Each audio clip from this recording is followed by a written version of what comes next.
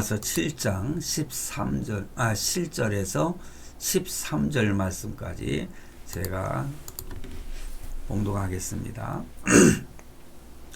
그런즉 우리가 무슨 말을 하리요? 율법이 죄냐? 그럴 수 없느니라. 율법으로 말미암지 않고는 내가 죄를 알지 못하였으니 곧 율법이 탐내지 말라 하지 아니하였더라면 내가 탐심을 알지 못하였으리라.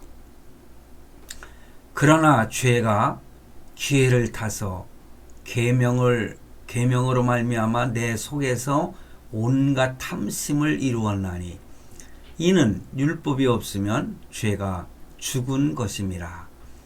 전에 율법을 깨닫지 못했을 때에는 내가 살았더니 계명이 이름에 죄는 살아나고 나는 죽었도다.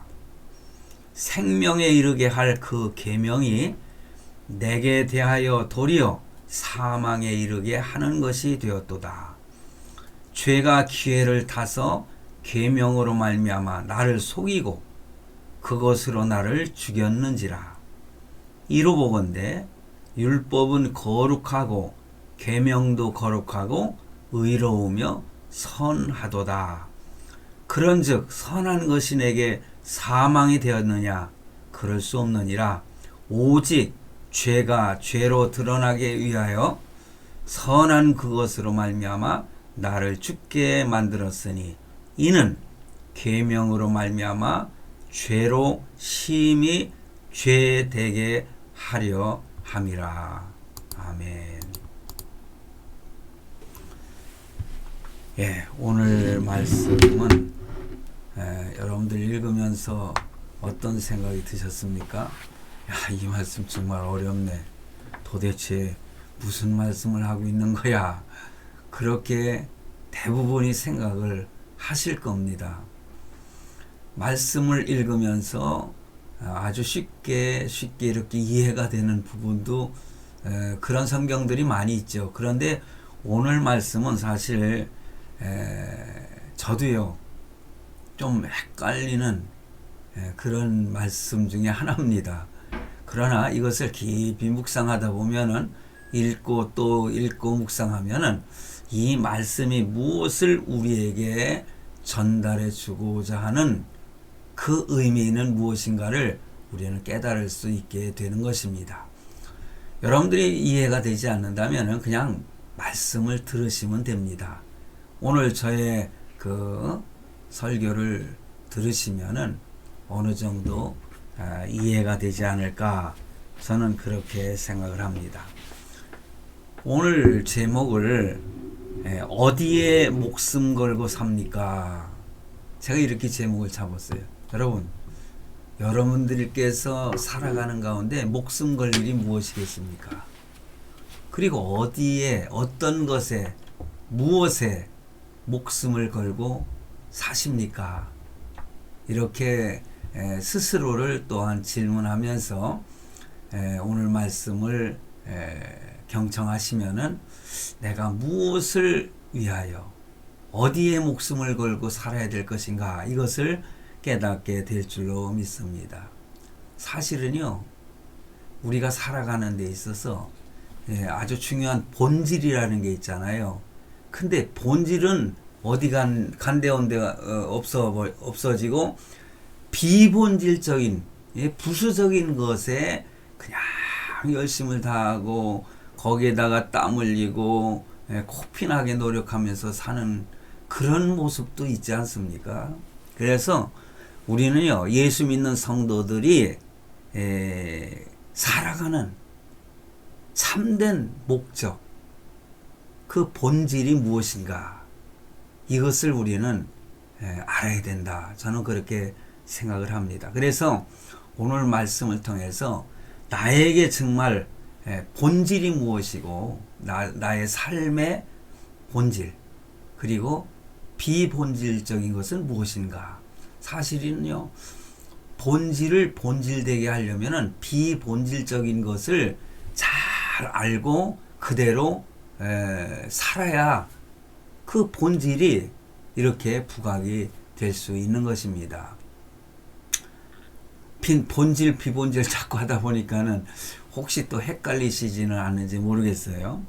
저는 묵상을 하다가 무엇을 생각하는 거 아니, 여러분, 소요리 문답 아시죠? 저는 목회하면서 이 소요리 문답을 1문을 시작해가지고 마지막 질문까지 그게 한 2년 정도 걸려요. 설교를 하다 보면. 저는 그걸 한 3번 정도 설교했던 것을 지금 기억하게 되는데, 다른 거는 제쳐놓고 제 1문이 무엇인가, 여러분들 그 질문, 그 소요리 문답의 제 1문이 뭔지 아십니까? 사람의 제일 되는 목적은 무엇입니까? 이것이 첫 번째 질문입니다. 그 답은 뭐냐? 사람의 제일 되는 목적은 하나님을 영화롭게 하는 것과 그를 영원토록 즐거워하는 것입니다. 이렇게 답하고 있어요. 성경적인 답변을 한 것입니다. 여러분, 여기에 보니까는 사람이 살아가는 데 있어서 제일 되는 목적, 그 본질이 뭐냐? 그게 바로 하나님을 영화롭게 하는 것, 그리고 영원토록 하나님을 즐거워하는 것. 이것이 본질이라고 했어요. 사람은 왜 사는가? 이런 질문을 많이 하죠. 그리고 신자들의 답변과 불신자들의 답변이 다를 수가 있습니다. 저는 다양성에 대해서 한편으로 인정은 하면서도요, 다양성의 잘못된 것을 저는 잘 알고 있거든요. 그래서 다양성도 좋지만은요, 우리는 단 한 가지 중요한 본질을 알아야 됩니다. 그게 뭐냐? 그것이 오늘 말씀드리고자 하는 내용입니다. 한번 들어보시기 바랍니다. 우리가 왜 열심히 살고 있느냐? 정말 근본적인 것을 원하여서 열심히 살고 있는가? 이런 질문 또한 하면서 그 질문의 답을 찾아야 됩니다. 저는요, 엊그젠가 제가 그 조선일보를 봤습니다. 저는 조선일보는 제가 신문을 보거든요. 뭐 SNS를 통해서 여러 신문들도 볼 수 있는데, 저는 그 조선일보를 봅니다. 그런데 이 조선일보 2024년 11월 9일입니다. 오늘은 12일이니까 며칠 지났죠. 여기에 윤주헌 특파원이 미국에 있는 한 여인을, 그 여인은 탈북 여인입니다. 사실 이름이 뭐는고 하니 박연미 씨라고 하는 여인이거든요. 제가 오늘 그 뉴스를요, 그 복사를 해가지고 지금 여기다 올려놨습니다. 그래서 이 내용을 전체적으로 다 말씀드릴 수는 없어요.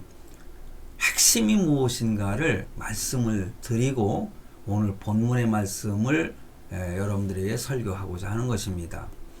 그래서 2014년부터 미국에 정착한 박연미 씨에 대해서 그 질문을 했습니다. 이 사진도 딱 나와 있는데 여러분들에게 보여드릴 수가 없네요. 근데 여러분들 혹시 신문을 찾아보던가 박연미라고 하는 이름을 그 네이버나 이런 데서 치면은 그 얼굴도 볼 수 있을 겁니다. 우리 대한민국의 퍼스트 레이디라고 할 수 있죠. 윤석열 대통령의 부인과 비슷하게 닮았어요. 아주 예쁘게 생긴 여인인데, 이 여인이 북한에서 탈북을 했거든요. 한국에 왔다가 얼마 동안 살다가 미국으로 가게 되고 그곳에서 정착을 했습니다. 근데 그 여인이 요즘에 여러 면에서 인기를 끌고 있어요. 그런데 중요한 것은 인권 운동을 운동가로서 이렇게 활동을 했을 때 유명하거든요. 근데 이 여인이 그 이 특파원에 의해서 이렇게 인터뷰를 했을 때 그가 답변을 한 게 뭐라고 했는 거 아니? 자기는 북한 총알에 죽을지 중국 총알에 죽을지 또는 미국 좌파 총알에 죽을지 모르겠지만 제가 이거를 왜 읽어드리는 거 아니? 미국 좌파의 총알에 죽을지도 모르겠다는 거예요. 모르겠지만 제가 정말 힘들게 갖게 된 자유 너무 소중하잖아요. 이러다 죽으면 영광으로 생각합니다. 이 여인은 박연미 이 여인은 자유를 찾았다는 거예요. 그러니 그 자유가 너무너무 소중하다는 거죠. 그래서 그 자유를 누리다가 죽으면은 자기는 영광이라는 겁니다.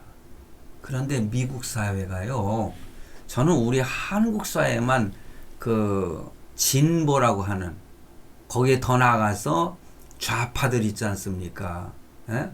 주사파들도 있고요. 그들은 대개 사회주의나 공산주의를 추구하는 사람들이거든요. 뭐 민주주의라고 하는 탈을 쓰고, 근데 민주주의도요, 인민민주주의가 있고 자유민주주의가 있잖아요. 우리 대한민국은 자유민주주의를 추구하는 정치체제를 따르는 그런 나라가 아닙니까?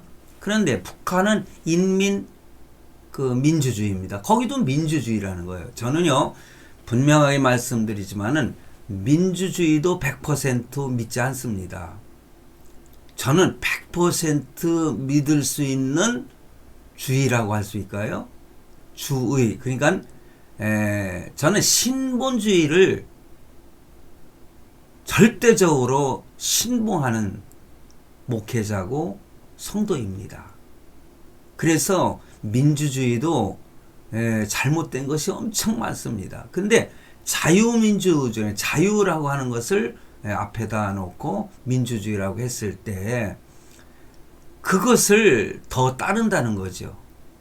그래서 제가 윤석열 대통령을 말하면은 좌파들은 저를 갖다가 안티하겠죠.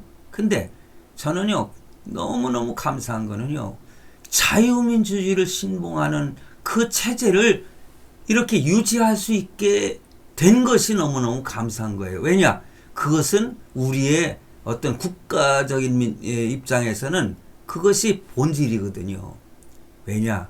사회주의나 공산주의 체제에서는요, 신앙생활하기가 엄청 어렵거든요. 그래서 종교는 아편이라고 하는 공산주의자들 있잖아요. 그러니 예수 믿는 사람들은요, 자기가 예수 믿는다는 것이 드러나면은 처형당할 수밖에 없는 것이 예수 믿는 사람들 아닙니까? 기독교인들에게는 천천히 원수 같은 거지요. 그래서 사회주의나 공산주의화되어가는 그 대한민국의 실정에서 그것을 중단시키고 하나님께서 이렇게 정말 깔딱깔딱 할 수 있는 그러한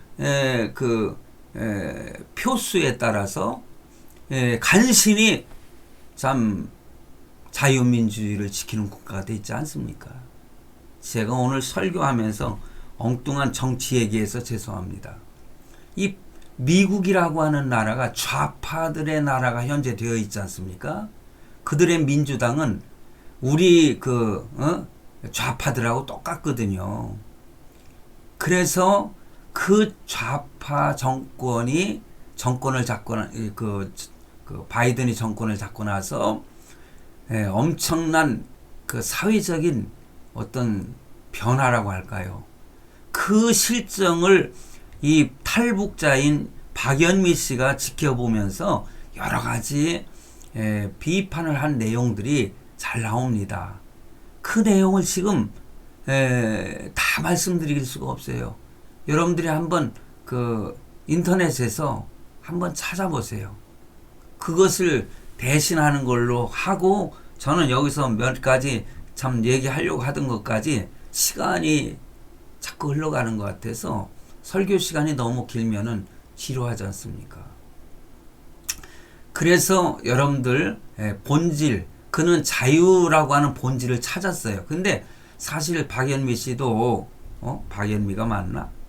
예, 이 박연미 씨도요 크리스찬인 걸로 알고 있거든요. 예, 한 1, 2년 전에 그 탈북 아주 그 남자 있습니다. 둘이서 유튜브를 하던 것을 저는 많이 봤거든요. 이 여인이. 그래서 크리스찬인 것으로 저는 그때 알고 있었습니다. 어찌됐든 그가 찾고자 하는 본질, 북한에서 자유를 누리지 못하고 그 고난 속에 살다가 자유라고 하는 본질을 찾아서 탈북을 했고 미국에 정착을 했는데, 미국이라는 나라가 도대체가 사회주의와 별 다를 바가 없는 전체주의화 되어져가는 그 좌파들의 총 아래 자기는 죽을 수도 있지 않을까, 이런 마음을 갖고 있는 걸 보면은 어떠한 상태인지 이해를 할 수 있을 것으로 생각을 합니다. 자, 그렇다면은요 오늘 본문을 통해서 설교자 하는 내용을 제가 본격적으로 시작을 하겠습니다. 여러분, 이 본문을 자세히 읽어보면은 여러분들도 잘 알다시피 앞서 내용을 쭉 보면은 사도 바울은 이 로마서를 통해서 은혜와 믿음의 중요성을 설파하고 있지 않습니까? 그러니까 은혜를 강조하고 믿음을 강조. 그러다 보니까는 자연스럽게 율법이라고 하는 것에 대해서는 부정적인 생각이 들 수 있는 그런 그 생각을 갖게 되는데, 여러분 율법에 대해서 부정적인 생각을 가지고 있습니까? 믿음으로 구원받았으면 됐지 이제는 율법을 지키는 게 무슨 소용이 있느냐. 예? 그러니까 율법 무용론을 주장하는 자들이 있어요. 예, 요즘에 그 인터넷에 떠도는 아주 굉장히 인기가 있는 어느 목사 설교도 보면은요, 이미 믿음으로 구원을 받았기 때문에 율법은 필요 없다는 거예요. 그러니까 율법 무용론자들이 있습니다. 근데 그거는요 깊이 들어가 보면 이단입니다. 그거 잘못된 거예요. 그래서 오늘 그것을 제가 말씀드리고자 하는 거예요. 사도 바울이 율법의 무용론을 주장하는 사람이 절대 아닙니다. 오히려 은혜를 강조하고 믿음을 강조하는 가운데는 바로 율법이 먼저 강조되어져야 믿음과 은혜가 이렇게 확실하게 그 설명이 되어지는 것이거든요. 그래서 부정적인 느낌이 들었다면은 오늘 말씀을 듣고 율법에 대한 새로운 인식을 가지실 수 있기를 바랍니다. 왜냐? 율법의 역할이 나와 있거든요. 오늘 본문 말씀에. 율법은 꼭 필요한 것입니다. 그래서 율법은 어떤 역할을 하는가를 오늘 말씀해 주고 있는데, 그게 첫 번째로는요 죄를 깨닫게 하는 것입니다. 율법이 없이는 죄라고 하는 것을 깨달을 수가 없다는 거예요. 그래서 대한민국은 법치주의 아닙니까? 그런데 정치적으로 어떤 탈법화하는 그러한 국회의원들, 그러한 정치인들, 이거 절대 잘못된 거예요. 법치를 떠나서는요 여러분 정치적인 거 그거 다 소용이 없는 겁니다. 법은 법인 것입니다. 그런데 법을 갖다 어긴 사람이 감옥에 들어가 있는데, 사실 대통령의 특권인 그 사면이라는 것도 저는 불만이 많거든요. 근데 억울하게 정치적으로 감옥에 들어간 사람들을 풀어준다는 의미에서는 좋은 의미로 받아들일 수 있지만은요, 이미 범죄해서 몇 년 형을 받은 사람들 면제해주는 그 사면, 아무리 대통령이라 할지라도 저는 거기에 대해서는 크게 박수를 치고 싶지는 않아요. 지금 또 사면권이 있기 때문에 그것도 법은 법이니까 따르는 것뿐이죠. 제가 열을 좀 내는 것 같은데 좀 가라앉히겠습니다. 율법이라고 하는 것은 죄를 깨닫게 하는 것이거든요. 우리의 헌법이라든가 형법이라든가 그 민법이라든가 이런 거 모든 것이 바로 잘못된 것을 지적하는 거 아니겠어요? 그래서 법이 없이는 죄를 깨달을 수가 없는 것이죠.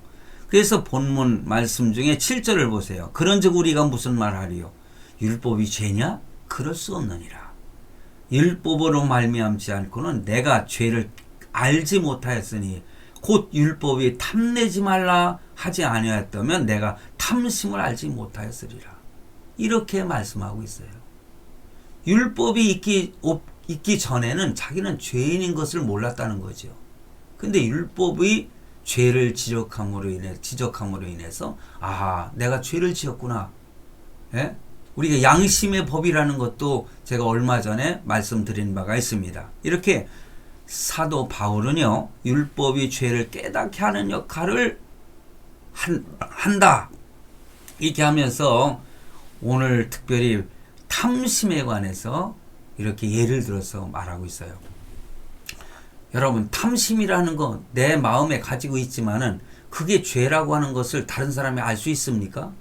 내가 사람을 죽였다거나 아니면 도둑질을 했다거나 이거는 당장에 드러난 것이기 때문에 여러분, 이것은 죄라고 하는 걸 분명히 알 수가 있잖아요. 그러나 아이고 저거 갖고 싶다 욕심내고 탐심 있지 않습니까? 내가 아무리 많이 탐심을 가지고 있어 다른 사람들이 알 수가 없는 거예요. 그러므로 탐심이라는 거 어떻게 보면은 죄로 느끼지 않을 수가 있거든요. 뭐 사람이 뭐 때로는 욕심을 낼 수도 있는 거지. 뭐 이런 그 말을 해가면서 변명할 수 있겠죠. 그러나 분명히 성경은 우리에게 탐심은 죄라고 했거든요. 탐심은 또 우상숭배라는 말씀이 또한 있습니다. 엄청난 큰 죄가 아닐 수가 없어요. 그러므로 일반적으로 탐심이라는 것을 죄로 생각지 않는데 악한 마음의 동기를 가지는 것, 그 자체가 죄라고 하는 것. 그래서 탐심은 죄라고 하는 것이 율법을 통해서 깨닫게 되는 것이죠. 여러분, 율법은요, 죄가 아닌 것 같은 그러한 것이 죄가 될 수 있다는 것을 분명히 깨닫게 해 주십니다. 하나님의 말씀이. 그래서 8절 말씀에 그러나 죄가 기회를 타서 계명으로 말미암아 내 속에서 각양 탐심을 이루었나니 이는 법이 없으면 죄가 죽은 것임이니라. 이 말씀이 참 깨닫기 어려운 딱딱한 말씀이에요. 참 언뜻 보면은요, 무슨 말씀인지 알기가 힘들어요. 그런데 죄가 기회를 탔다. 죄가 기회를 탔다. 이건 뭐냐? 죄라고 하는 것이 호시탐탐 사람을 넘어뜨리려고 달려드는 것을 이렇게 묘사한 표현인 것입니다. 죄가 기회를 탔다는 거예요. 야, 눈치만 보고 있다가 기회를 보고 있다가 그 사람을 갖다 콱 얽어매려고 하는 것이 뭡니까? 죄가 기회를 탔다. 이해가 되십니까? 그리고요, 계명으로 말미암아 내 속에서 각양 탐심을 이루었다. 이 말씀도 참 이해하기가 어려운 부분인데 이 말씀은 율법으로 말미암아 여러 가지 탐심이 드러났다는 겁니다. 탐하는 욕심이 드러났다는 거예요. 그리고 법이 없으면 죄가 죽은 것이다. 이런 표현을 하고 있지 않습니까? 이것은 뭐냐? 율법이 없으면 죄를 인식하지도 못한다. 그래서 정치적으로 하는 사람들 있잖아요.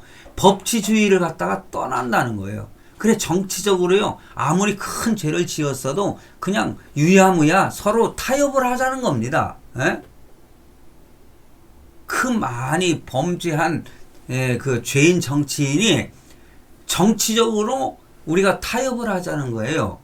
그래가지고 죄가 없다 하고서는 그냥 좀 지나갈 수 없느냐. 그래서 정치적으로는 이거 다 이게 잘못된 거예요. 법이 있어야 돼요.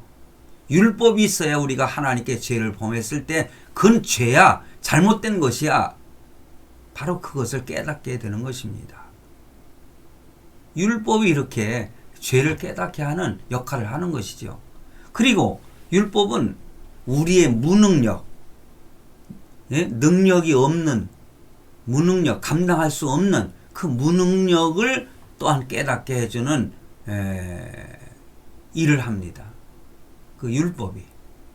그래서 9절 말씀에 전에 법을 깨닫지 못할 때에는 내가 살았더니 계명의 이름에 죄가 살아나고 나는 죽었도다. 그랬어요. 계명의 이름에 계명이 이르렀다니 뭐 이렇게 다가왔다는 것이 아니라 이렇게 말씀하심에 이르시되 뭐 그런 뜻이거든요. 그러니 이거는 뭐냐? 율법의 참 의미를 깨닫게 되매라고 우리는 이해할 수 있습니다. 계명이 그렇게 우리를 깨닫게 해주는 거예요. 살인하지 말라, 간음하지 말라, 도둑질하지 말라, 이렇게 계명이 말씀하기 있기 때문에 우리가 그게 죄라는 것을 깨달았다는 거죠. 알게 됐다는 것이죠. 그래서 율법의 의미를 잘 모를 때는 자기가 그냥 펄펄 살아가지고 나는 죄가 없어, 나는 의인이야. 그게 법치주의를 벗어나는 것은 지가 죄를 졌음에도 자기가 죄인이 아닌 줄 알아요. 범죄인이 아닌 줄 알아. 그래서 뭐 대법원까지 가야 그 판결을 내려야만이. 그래서 삼심제이기 때문에 맞습니다. 삼심제로 하는 것은 그 사람이 범죄를 하지 않았음에도 억울하게 들어온 것이 아닌가. 그 사람의 인권을 생각해서 그 사람의 그 죄에 대해서 정확한 것인가 잘못된 억울한 것인가를 가려내기 위해서 1심, 2심, 3심이 있는 것이지, 이미 죄가 완전하게 드러났음에도 불구하고 자기는 3심까지 가야, 대법원 판결까지 받아야 죄인이다. 이것을 주장하면서 참 떵떵거리는 그런 사람들이 얼마나 많습니까? 참 추잡스럽고, 그 죄를 어떻게든지 참 뇌물을 먹여서라도 말이에요, 죄가 아닌 것으로. 왜냐? 그것도 대법원에서도 사람이 판결하는 거 아닙니까? 사람이 판결하는 것은 아무리 그 법조인, 훌륭한 저 법조인이라 할지라도 실수를 할 수 있는 것이 인간이 아니겠어요? 탐욕이 있는 것이 인간이 아니겠습니까? 뇌물 받고 죄가 아니다라고 판결을 내리는 그런 일들이 허다하지 않습니까? 그러니 우리가 하나님을 믿으면서 어떤 것이 본질인지 어떤 것이 비본질 것인지 이것을 잘 알아야 되는 것입니다. 그래서 율법의 그 참된 의미를 깨달으면서 자신은 죄를 이길 수 없는 무능력한 존재라는 것을 깨닫는 것이죠. 율법 앞에 서니까는 나는 완전히 그냥 사라져버리고 마는 거예요. 왜냐? 도저히 나의 죄를 이길 수 있는 능력이 나에게는 없다는 것을 율법이 그렇게 서슬퍼르게 지목하고 있기 때문에 그런 거 아니겠습니까? 우리는 무능력자일 수밖에 없는 것입니다. 내 스스로 죄를 해결할 수 있는 길이 없어요. 세상에 어떤 것으로도 해결할 수가 없어요. 그것을 깨닫게 해주는 것이 바로 율법입니다. 하나님의 말씀이에요. 그러기 때문에 무능력하기 때문에 예수 그리스도께서 십자가에 달리신 것입니다. 인간으로서는 도저히 해결할 수 없기 때문에, 죄라는 것을, 원죄와 자범죄를 해결할 수 없기 때문에 예수님께서 대신해서 그 십자가에 달려 형벌을 받으신 것입니다. 우리는 이것을 분명히 알아야 돼요. 그래서 오늘 11절과 13절 말씀을 보면은요, 율법은 거룩하고 의롭고 선한 것이라는 것을 말씀하죠. 율법으로 인간의 완전한 타락을 깨닫게 한다. 그리고 죄를 깨닫게 하는 것임을 다시 한번 이렇게 11절에서 13절 말씀에서 강조를 하고 있는 것이에요. 그런데 중요한 거는요. 율법은 그렇게 중요하지만은 율법주의는 잘못된 것입니다. 왜 유대인들이 또 유대주의가 잘못된 것이냐? 그건 율법주의에서도 더 나아갔기 때문에 그런 것입니다. 그래서 우리가 신앙생활에서 조심할 것은 바로 율법주의를 조심하라는 거죠. 그래서 우리 인간이 믿음을 가진 성도도요, 항상 깨어있지 않으면 하나님의 말씀을 온전히 깨달을 수 없고 왜곡되게 이해할 수밖에 없는 부분이 있습니다. 그래서 열심히 성경을 읽고 기도하고 말씀에 충만해 있지 아니하면은 뭡니까? 우리의 삶 속에 율법화되고 형식주의로 흘러가게 된다는 거죠. 그래서 자기가 경험한 신앙생활이 진짜인 줄 알아요. 그게 성경에 위배되고 있음에도 자기는 이렇게 경험했기 때문에 나는 이렇게 간증할 수 있고 이것 외에는 잘못됐다. 이렇게 주장할 수가 있습니다. 그래서 어떤 전통과 관습으로 남을 비판하는 그 율법주의는 조심해야 된다는 것입니다. 예를 들어서요. 사도행전 17장에 보면은요. 예루살렘 성도들이 베드로를 막 비난하는 장면이 나와요. 왜냐하면 베드로가 이방인과 식사를 함께 했다는 거예요. 그런데 유대인과 이방인은 같이 식사하면 안 됩니까? 근데 그 당시에 유대인들은요. 이방인들과 식사만 해도 죄를 짓는다고 생각을 한 거예요. 그래서 베드로는 이방인과 식사를 하고 뭐 하나님 앞에 환상도 보지 않습니까? 베드로가.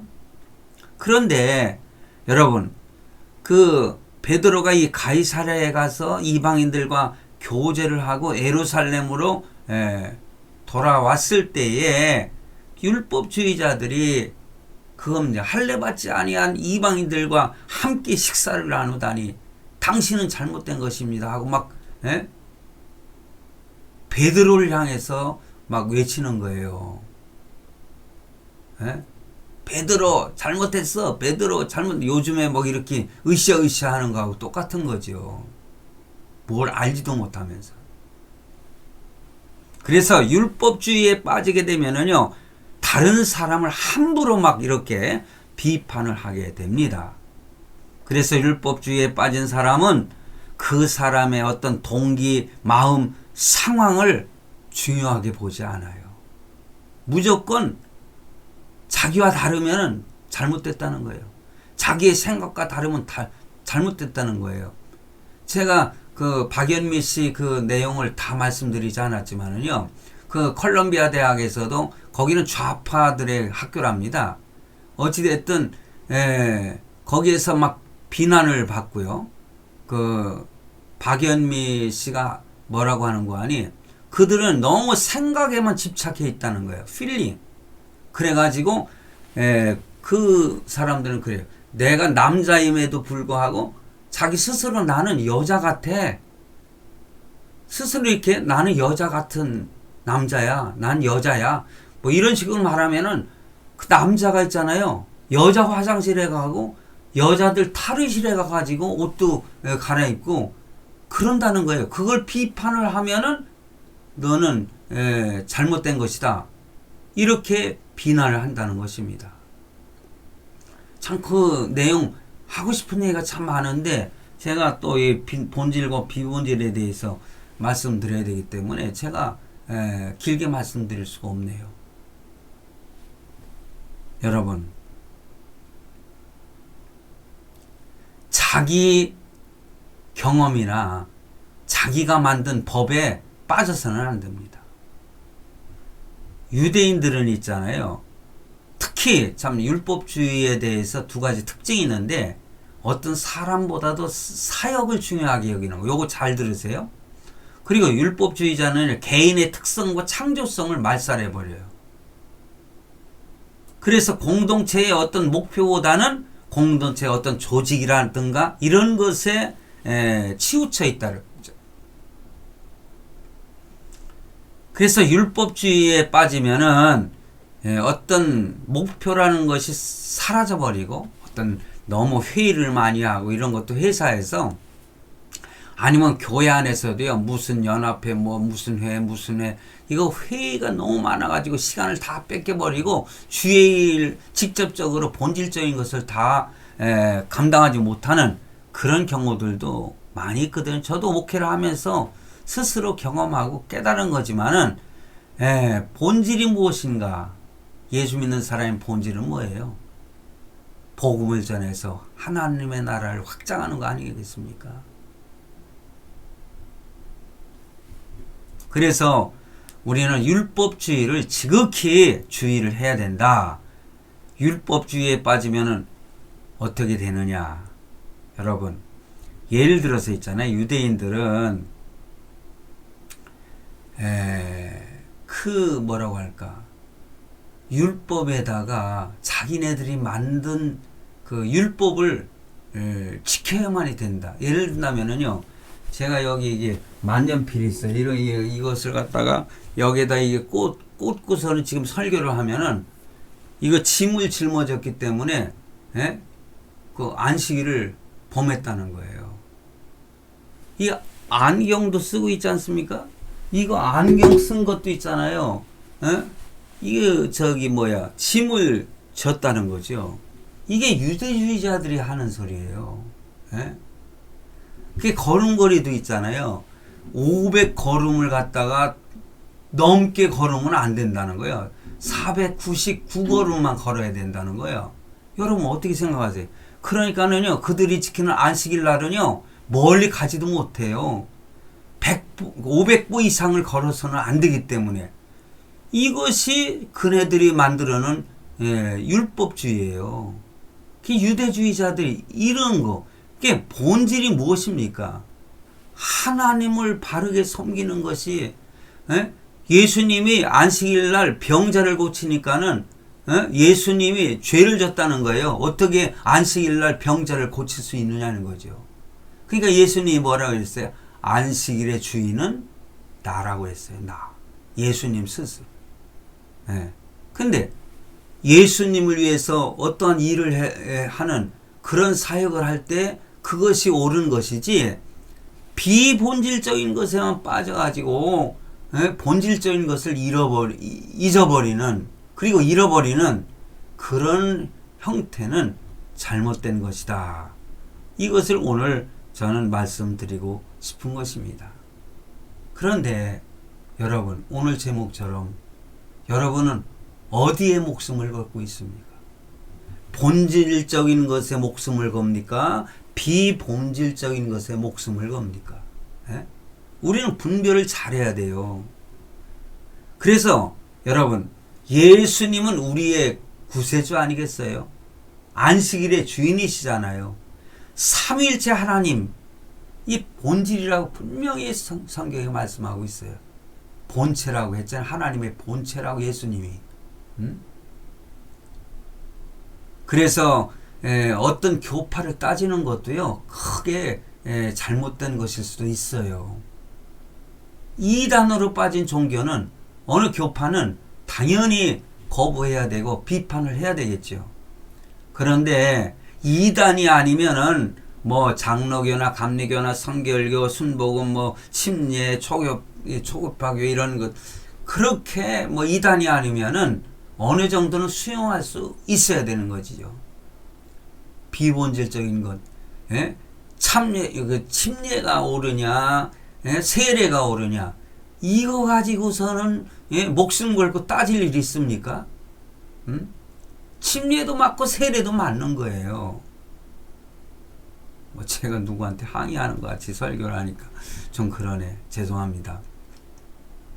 그래서 오늘 제가 드릴 수 있는 말씀은 본질적인 것을 너무 중요시 여기고 따지다 보면은 갈등이 일어날 수 있다는 거죠.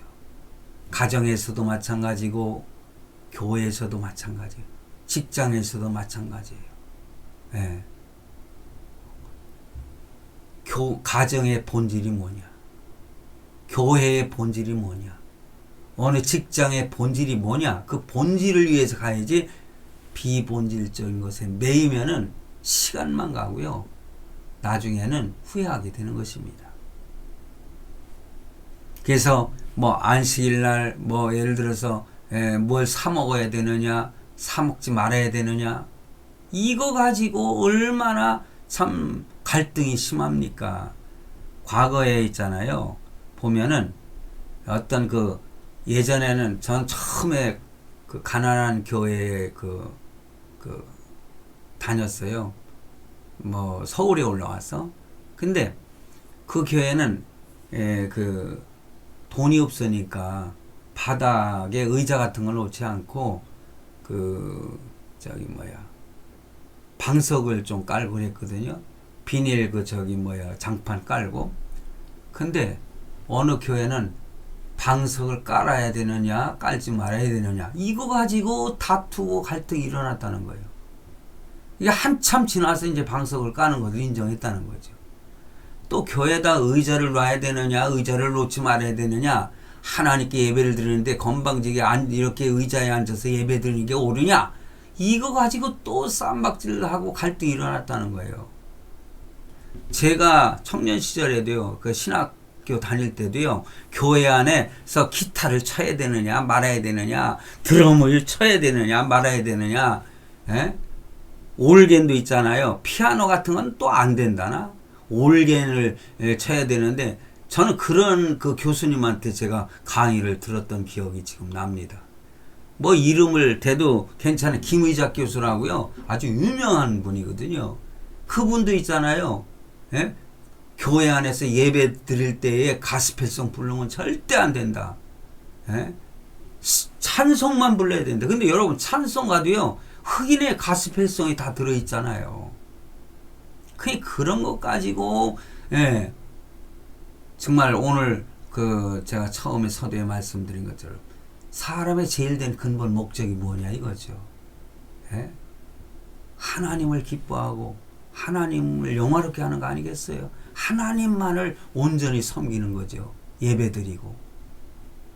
그런데 이렇게 참 비본질적인 것 가지고 갈등을 일으키면서 힘들고 어렵게 만들었던 그런 갈등들이 많이 있었습니다.